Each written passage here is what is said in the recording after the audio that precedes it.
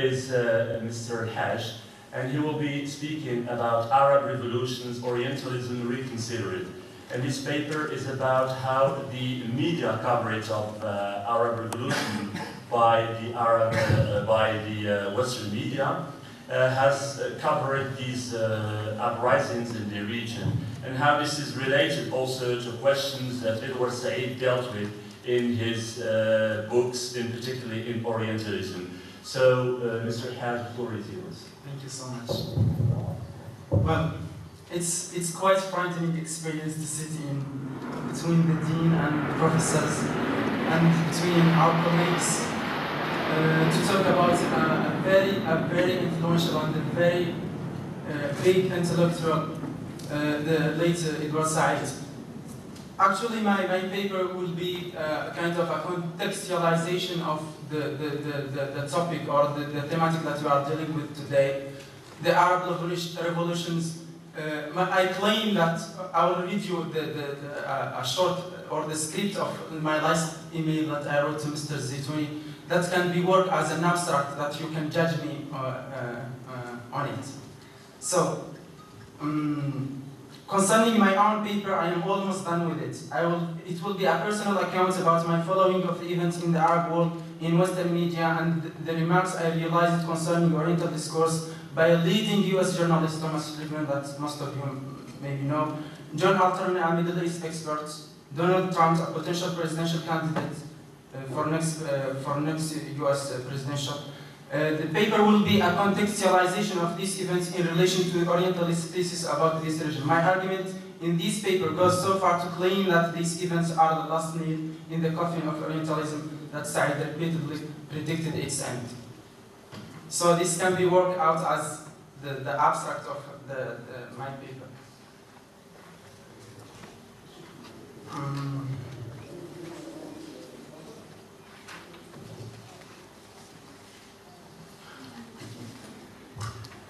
The proposal of this paper is written under the ear-piercing screams of young protesters marching peacefully and most of the time confronted violently by the police and sometimes by the army, from my country Mauritania to the Sultanate of Oman, calling for change and dreaming for a better future for them and their countries as well.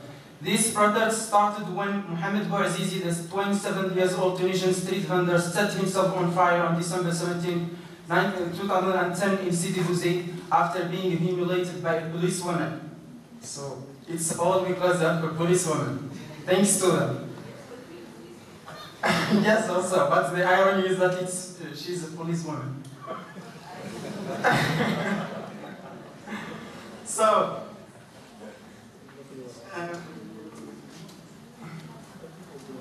okay. A policewoman who mocked him after confiscating his fruitwares. His acts became the catalyst of the Tunisian revolution, and because the rotten apples injured its neighbors, the revolution syndrome traveled to Egypt, Libya, and Yemen, and so on and so forth. One night before the humiliating and caricatural flee of Son Excellence Monsieur Zain Abidine Ben Ali, I could not sleep because I have had something to say in the ongoing story. I took my pen and the yellow paper I saved after the last semester's exam.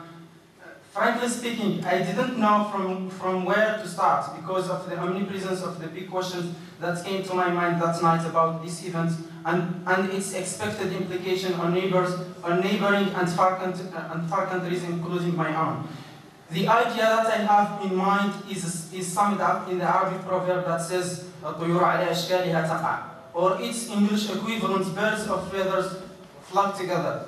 When projected on this situation, one can say that الدكتاتوريات على أشكالها تقع, or autocracies of feather flock together. After 2 hours of struggle with myself and the yellow paper, I came out with an article that named itself وماذا ننتظر, or what are we waiting for, with a big question mark. The question was partly put to Mauritanians and other Arab nations who are suffering from the same problem, but with different masks and costumes. The article says, I'll read the article in Arabic, it's short. هل هم جوعى أكثر منا؟ هل هم مرضى أكثر منا؟ هل هم جهلاء أكثر منا؟ طبعا لا، قطعا لا، حتما لا. إذا ماذا ننتظر؟ ماذا ننتظر كي نهز عرشا علينا تشاوشسكوهنا شاهنا جنرالنا المقنع بقناع الديمقراطية المزيفة؟ ماذا ننتظر كي نسمع طغاتنا المقنعين صوتا لم يسمعوه من قبل، صوت الأمعاء الخاوية عندما تتوقف عن سب بعضها وتتحد لتجلب من يحرمها الخبز بمقصده؟ هل هذا حلم مستحيل؟ هل هذه ترهات وأوهام ينشدها الحالمون بصبح جديد لا يتنفس به الطغاة الهواء الذي يتنفسه المنسيون على الهوامش؟ لا أبدا، هذا ليس حلم، ليس وهما ولا حقنة مخدرات، إنها الحقيقة التي وصلتنا من بعيد من الخضراء تونس حتى وإن كانت متفحمة. إذا كان هذا حلما وهما أو حالة إيثونيجيا فقد طالت، نعم لقد طالت ل5 أسابيع. لقد فعلها التونسيون، فروا بجلودهم، طردوا الجرد الجنرال ولم يحدث شيء. لقد فعلها التونسيون حتى بعد أن تعب الجميع من انتظارهم. لقد فعلها أبناء الشاب حين بروا شاعرهم، وكم حند الشعراء لقد بروه حين قال: ومن لا يعرف من قال إذا الشعب يوما أراد الحياة فلا بد أن يستجيب القطر، ولا بد للليل أن ينجلي، ولا بد للقيد أن ينكسر. إنها حصة أعمال تطبيقية تلبي لبيت قاله شاعر شاب واحترق بنوره. لقد انطلقت الثورة الانتفاضة والخلاص من الخضراء، فإلا أوصلناها إلى هذه الأرض التي لم نعد نرى على أرضها ما يستحق الحياة. لا رائحة خبز في الفجر، لا ساعة شمس في السجن، ولا قصائد لإسخيليوس نقرأها في ساعات الفراغ الصمدية. انطلقت من الخضراء ثورة خبزها لحم شاب اسمه محمد البوعزيزي وخمرها دمه، فماذا نحن منتظرون؟ كفى نوما وكفى انتظار. يا شباب موريتانيا، يا عاطلي ومعطلي موريتانيا، يا فاعلي ومستفعلي موريتانيا، قوموا ثوروا اتحدوا انفجروا، صبوا الزيت على النار واعلنوها ثورة انتفاضة انقلابا تصحيحا أو تغييرا. بيانه الأول من كلمتين: الخبز ثم الكرامة، أو الكرامة ثم الخبز. صراحة أنا أولى عندي الكرامة من الخبز. اشعلوه حريقا لن تطفئه قوات الدفاع المدني ولا قوات الحرس ولا الدرك الوطني. ماذا تنتظرون يا فاعلي ومستفعلي موريتانيا؟ إهانة أكبر مما نعيش، بؤسنا حرمانا تدشينا أكبر مما نعيش. لماذا لا نأخذ المبادرة ولو لمرة في حياتنا؟ لماذا لا نسجل في التاريخ أو في الجغرافيا أو في الفلسفة أو في الشعر أن فاعلي ومستفعلي موريتانيا ثاروا وانتفضوا واستبدلوا نظاما بفوضى أو فوضى بنظام؟ لماذا يا ترى؟ أخوفا على عربة خضر، خبز أو فاكهة؟ أتوجد فاكهة أصلا؟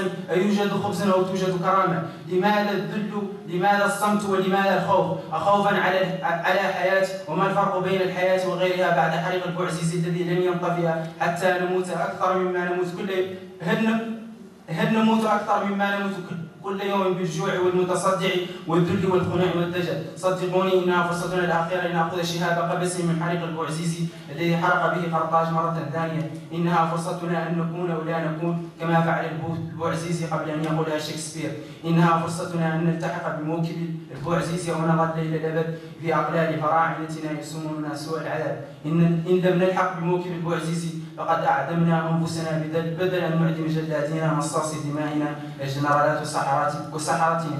يا أتباع جفارة، يا أتباع قطب، يا أتباع ميل، ويا أتباع أنفسكم، كفى نوما وكفى انتظار. المهدي لم يأتي، قال للبوعزيزي أنهم لم يعطيه تأشيرة الدخول. جودو لم يأتي، قال لي أنه ينتظركم أن تعدوا له المسرح وترفعوا الستار. من منكم ينتظر مخلصين آخرين فلن يأتوا، ليس لأنهم لا يريدون أن يأتوا ولكنهم غير مقتنعين بأنكم في انتظارهم، فاثبتوا لهم العكس بحجارة أيديكم وأصوات حناجركم. هل أنتم فاعلون؟ إن لم تفعلوا الآن فلن تفعلوها أبدا. ستنطفئ النار ولن تجدوا منها خبزا أو خبرا أو قبسا. سيتقول الغول وتتدركل دراكولا، سينتفخ بطنه أكثر وتصبح عضلاته أكبر. عندها ستحتاجون لحرائق أكبر لا أحد يعرف من أين ستسرق نارها، فهل إلى الثورة بالسبيل. Okay. A detached critique of the article will characterize it. Yes, it's frightening time. A detached critique of the article will characterize it, as a pure incitement against the ruling regimes and their status quo. The day after Friday, the 24th of January, I received a phone call from a friend while assisting Professor Zaid's communication theory course at 5:30. He told me that His Excellency had fled the country. I could not hide the happiness and the relief I felt after hearing that news. I told everyone in the class about it. and it was real communication context at that day. 25 days after Ben Ali's flight, a new candidate was waiting his turn to quit his position. It was broadening dictatorship to Ben Ali, His Excellency Hosni Mubarak. However, the question that you would ask is, where is Edward Said in all this narrative? Actually, while following the news stories of all this uprising, whether in Arab or Western media, one can find Edward Said in the center of all of this. One just needs to have in mind Edward Said's wholehearted arguments around the themes related to these events, like the question of democracy, freedom, modernity, development, identity, Islam, Arabs, media, and so on and so forth. The first time that I remembered Edward Said,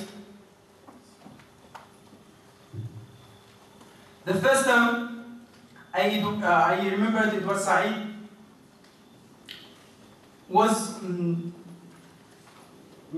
this situation was when I saw John Alterman speaking on CNN's backstory a few hours after the flee of Tunisian Assad President Ben Ali about his view of the situation in Tunisia. Alterman, as presented in the program, is a Middle East expert, which is a pseudonym given by the New England University to modern-day Orientalists. He is Director and Senior Fellow of Middle East Program in Center for Strategic and International Studies, CSIS, an American think tank providing US officials with consultation and strategic policies to deal with the Middle East and its people. He was asked by Michael Holmes a typical question about everything happening in this part of the world, the question of predictability.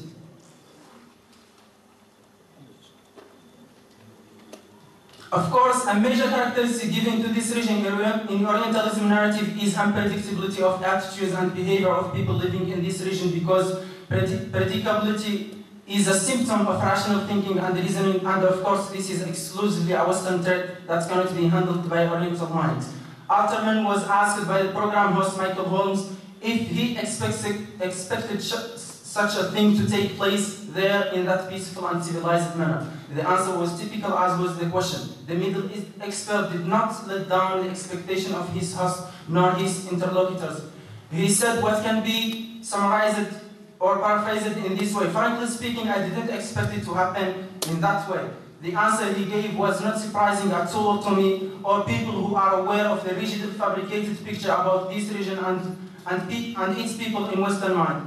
People, because of thousands of Oriental narratives, and on the Orient as geographical, political, and cultural entity, Western mind cannot handle the idea that this place can stand for anything meaningful or positive, save the conventional grotesque picture of exoticism and terrorism.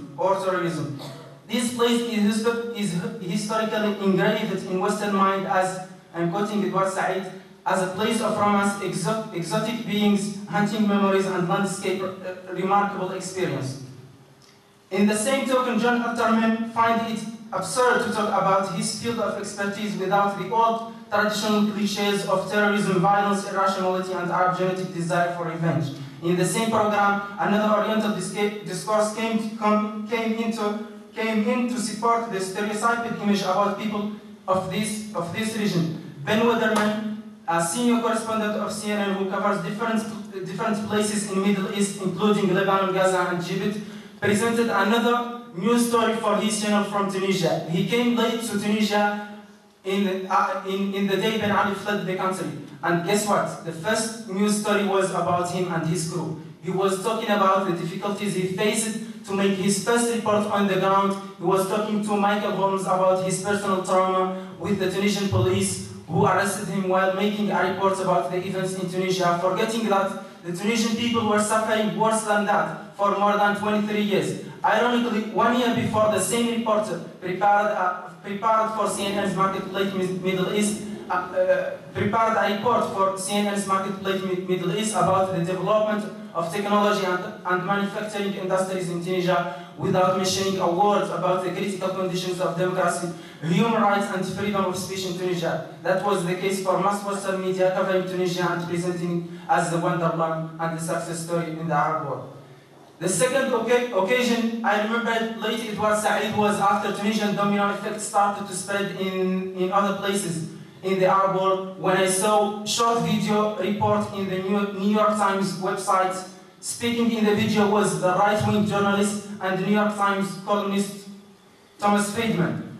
Friedman is known of being a Zionist Jew and a die-hard supporter of Israel, the only democratic state in the Middle East, one should remember. He is famous of his fierce defense of Israel and US foreign policy that considered as its first geostrategic ally in the region, because it is part of the free world.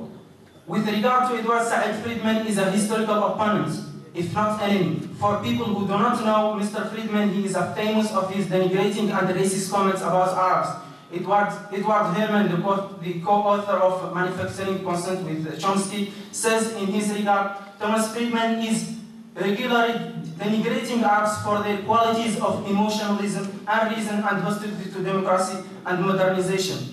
In this attitude, Friedman is the Egypt servant and good display of tired old Orientals like Bernard Lewis, as Edward Said is depicting him in a famous article called Living in Arabic, published in Al-Ahram Weekly in 2004, I think.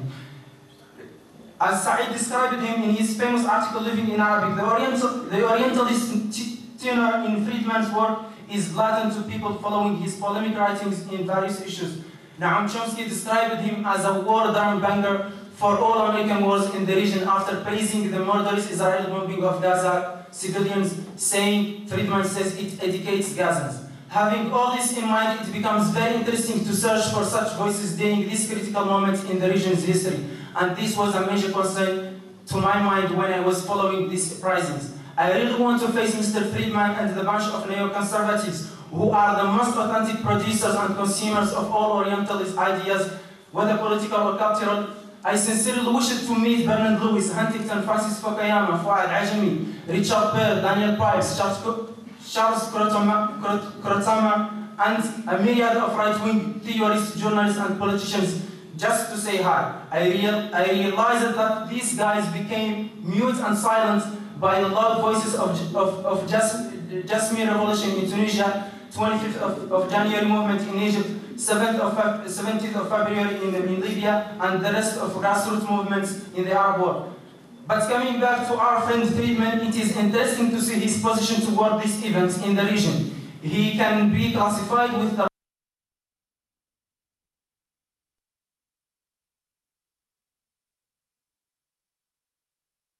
unusual for him, seen in Tahrir Square 3 days after the report he made from Amman, Jordan. He's saying, okay. I'll try to go to my conclusion because I made about 20 pages, but I reduced them to about 10 pages. No, 10 pages. so give me please 5 minutes. Okay. Okay, I'll skip some.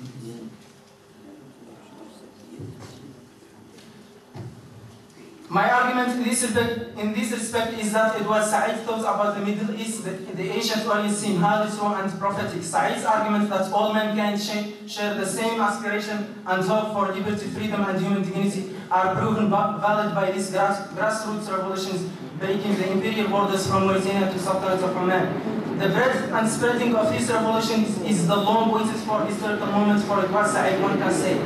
These revolutions are the best thing to dedicate to Edward Said after 7 years of his departure. This historical moment is the exact moment to remember Edward Said's passionate defense of this region and its inhabitants. Without any doubt, these great events are the most spontaneous and eloquent response to demonization, vilification, distortion, and misrepresentation practiced historically and contemporarily against Arabs and Muslims by old and new Oriental discourses. I go so far and say that this moment in Arab history will force the last surviving Orientalists to fade away because their magic and frozen in history Orient is no longer valid. Orientalism as purely Western epistemological phenomenon has created unhealthy, reductionist and distorted picture about the Orient and its people. It is a rooted cumulative cultural, academic and foremost institutional doctrine in Western mind about the Orient and Orientals. In Oriental discourse, there is a deep-rooted image that a fundamental ontological difference exists between the essential nature of the Orient and the Occident, to the decisive advantage of the later. Western societies, culture, language, and mentalities are supposed to be essentially and inheritedly superior to Eastern ones. In Edward Said's words, the essence of Orientalism is the ineradicable distinction between Western superiority and Oriental inferiority. In Rudyard Kipling's The Ballad of East and West, the East is East and West is East, and never that one shall meet, till earth and sky stand presently in God's great judgment seat. Okay, I think I'll skip all of this, because I'll go to, yeah. But for people who want the presentation, it's a standard paper. You can bring it. It has 20 references, so it is available for students who want to read the whole presentation. Because of time constraint, I'll just skip everything and go to the conclusion.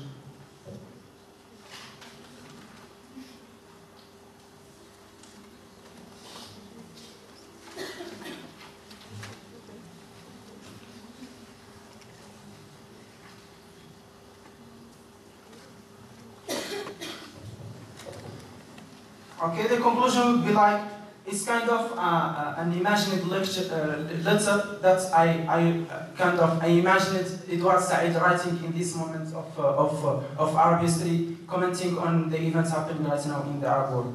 So, dear citizens, today it is contextualized, but I cannot read the context. I'll just keep everything and go to the conclusion. Dear citizens, today I am swollen with pride of you all, from Mauritania to Oman, including Morocco. I heard your voices, I saw your tightened faces, and I smelled your sacred blood. I deeply appreciate all your sacrifice. I consider all your achievements mine. You didn't let me down after I left you. You made me proud again of being a native of this generous and bountiful land. You deceived your enemies who argued that you are inert and silent object of the past.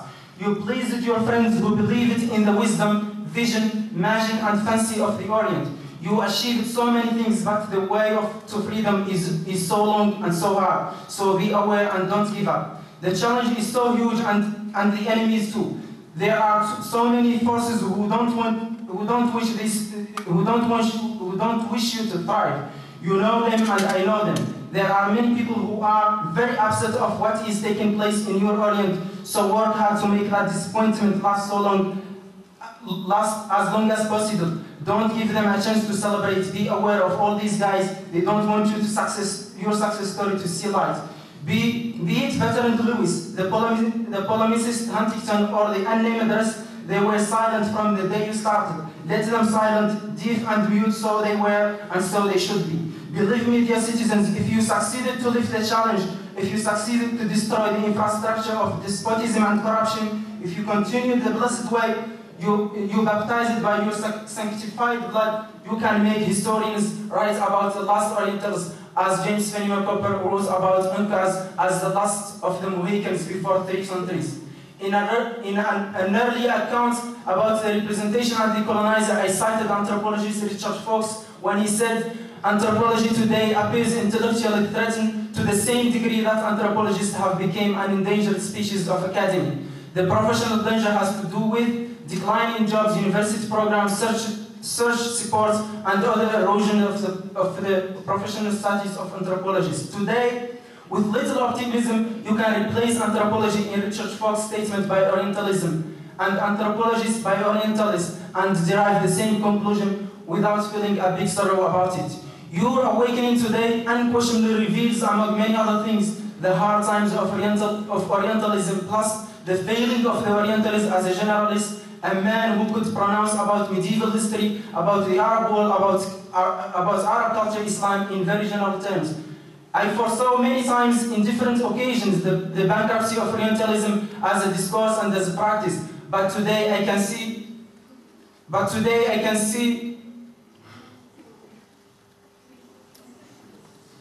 Okay, thank you so much. I think I'll stop it because there is people who are waiting.